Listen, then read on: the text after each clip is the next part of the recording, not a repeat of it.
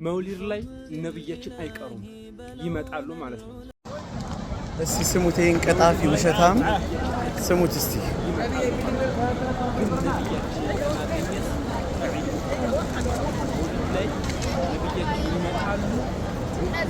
መርሃባ። እንግዲህ የዘንድሮ ደግሞ የመውሊዱ መፈክር ይሄ ነው። እንግዲህ ነብዩ ይመጣሉ። ብዙ ዋሻችሁባቸው፣ ብዙ ቀጠፋችሁባቸው።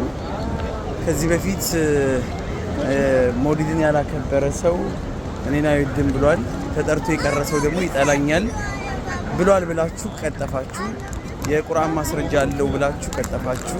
በየአመቱ አዳዲስ ነገር ታመጡ ነበር። የዛሬ አመት ደግሞ ራሳቸው አክብረውታል ብላችሁ ደግሞ ሰኞ ቀንም ብላችሁ እንደ ማስረጃ ለማምጣት ሞከራችሁ። ዘንድሮ ደግሞ እሳቸውም ይገኛሉ ይመጣሉ መውሊዱ ላይ ብላችሁ ደግሞ እንደገና አፋችሁ ራሱ ከአንደበታችሁ ሲወጣላችሁ እንዴት እሺ እንደሚለው አላቅም። ቢኖሩና መምጣት እንዳልከው ቢመጡ ኖሮ ምን እንደሚያደርጓችሁ ብናይማ ደስ ይለን ነበረ። ቢኖሩ የእሳቸውን ዲን የእሳቸውን ሃይማኖት እንደዚህ መጫወቻ ስታደርጉት ማለት ነው።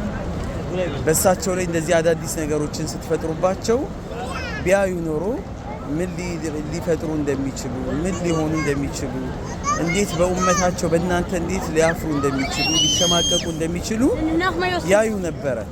ነገር ግን አሁን አላህን ፍራ። እንደው ለዚህ በጣም የራቃችሁ ናችሁ አላህን ለመፍራት።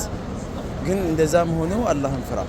እንደዚህ አይነት የምትቀበጣጠረው ዝም ብላችሁ የምታከብሩ ከሆነ አክብሩ። ዝም ብላችሁ የራሳችሁ ጉዳይ የቂያማ ቀን የሚገባችሁን ነገር ታገኙበታላችሁ።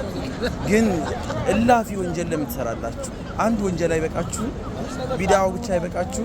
ተጨማሪ ነገር ይሄን ለማራገብ ደንበኛ ለማብዛት ስትሉ ሌላ ዝባዝንኪ ውስጥ ተረተሮች ውስጥ ከምትገቡ ዝም ብላችሁ ብታከብሩ ይሻላችኋል።